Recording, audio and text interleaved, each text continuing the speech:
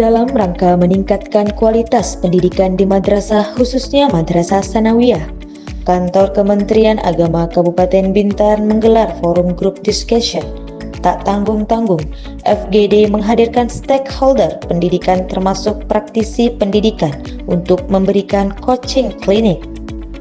FGD digelar di Aula Kantor Kemenak Bintan, Ceruk Ijuk, Kamis 31 Juli 2025. Kegiatan tersebut dihadiri oleh Kakan Kemenak Bintan, Kasih Madrasah, pengawas madrasah, seluruh kepala madrasah sanawiyah di Bintan, kepala KUA, komite madrasah, pimpinan yayasan dan undangan. Kakan Kemenak Bintan, Haji Abu Sufyan menegaskan kegiatan bertujuan untuk menyamakan persepsi bagaimana meningkatkan kualitas pendidikan di madrasah sanawiyah. Abu Sufyan mengatakan pihaknya sudah melakukan pendalaman berbagai kendala yang ditemui di madrasah. Kegiatan juga didesain sebagai momentum strategis untuk membangun koordinasi yang lebih baik, menjadikan madrasah sebagai lembaga pendidikan yang unggul dan berdaya saing di era global. Secara konkret, Abu Sufyan menawarkan kepada sejumlah MTS swasta untuk menjadi lembaga filial di MTS Negeri Bintan. Persoalan yang dihadapi MTS swasta di Bintan saat ini adalah menurunnya jumlah peminat, kecuali di MTS Negeri Bintan dan MTS MU Kawal. Kegiatan mendengarkan dan merumuskan berbagai kendala dan masukan dari seluruh stakeholder yang hadir.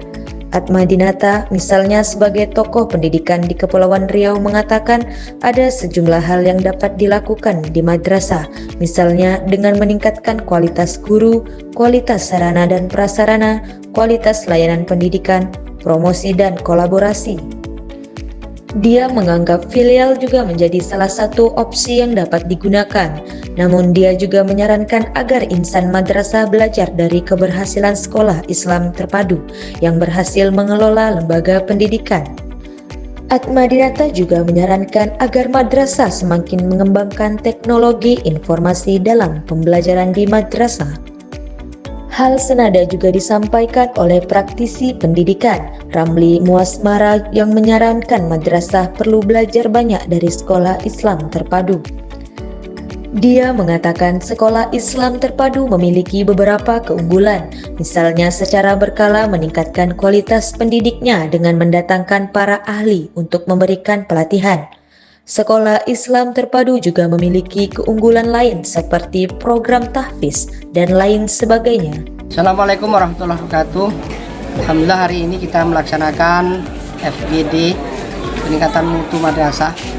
Kita undang seluruh madrasah, kepala madrasah sanawiyah dan seluruh masyarakat, tokoh-tokoh masyarakat, terutama komite sama yayasan yang mengelola pendidikan madrasah sanawiyah se-Kabupaten Bintan untuk mengevaluasi penerimaan siswa baru tahun pelajaran 2025-2026. Kemudian selanjutnya kita akan melakukan diskusi, minta masukan kepada tokoh-tokoh masyarakat tentang peningkatan mutu madrasah. Mudah-mudahan diskusi kali ini diberkahi dan membawa madrasah di Kabupaten Bintan, terutama madrasah sanawiyah yang kita bicarakan pada pagi hari ini sampai siang, dapat melaksanakan program-program pendidikan madrasah dan masyarakat mendapat percaya kembali kepada madrasah sanawiyah di Kabupaten Bintan. Yang saya sampaikan tadi, ya yayasan terlebih dahulu, karena yayasan ini pemilik. Jadi sebagai pemilik, dia harus totalitas untuk menjalankan MTS itu. Nah, kalau pemiliknya tidak peduli, wajar kalau MTS-nya kemudian semakin hari semakin menurun. Nah, bagaimana untuk meningkatkan kualitas yayasan? Pertama, memang struktur yang ada itu memang harus dilengkapi dengan orang-orang yang mau bekerja. Karena tidak tanggung-tanggung, yayasan ini kan dialah yang mencari dana untuk menggaji guru. Gaji ini kan menjadi penting karena guru kalau tidak sejahtera di sebuah sekolah, maka dia ngajarnya asal-asalan. Tapi kalau dia sudah sejahtera, maka dia akan maksimal. Dan yayasan juga akan lebih enak untuk mengatur guru karena ada salary yang diberikan terhadap kewajiban yang sudah dilakukan. Kemudian juga tentunya sekolah. ya kan? Manajemen sekolah dalam hal ini kepala sekolah dan guru untuk menunjuk guru-guru yang sesuai dengan background itu menjadi hal yang sangat penting. Di sini juga ada peran yayasan untuk merekrut guru. Maka pilihlah guru-guru yang kemudian sesuai dengan background atau kebutuhan di sekolah tersebut. Terutama hal yang berkaitan dengan jati diri MTS lah. Seperti mata pelajaran akidah akhlak, fikih dan sebagainya itu penciri sebuah madrasah. Nah, kalau di mata pelajaran ini saja lemah, maka apa bedanya MTS dengan SMP gitu kan? Nah, ini harus dikuatkan. Nah, di samping nanti sekolah memang harus punya program unggulan ya, yang nantinya akan dijual ke masyarakat.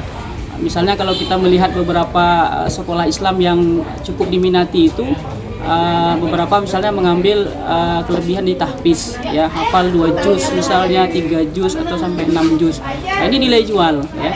Masalah kemudian bagaimana mewujudkannya, nanti yayasan dan sekolah lah yang akan menyusun kurikulum teknisnya.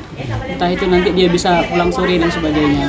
Atau memang keunggulan lain yang menjadi pembeda daripada sekolah-sekolah yang ada. Dengan itu saya pikir nanti kepercayaan masyarakat akan meningkat, sehingga dengan sendirinya masyarakat akan membawa anaknya untuk sekolah di MTS karena kualitasnya sudah terbukti. Saya pikir begitu.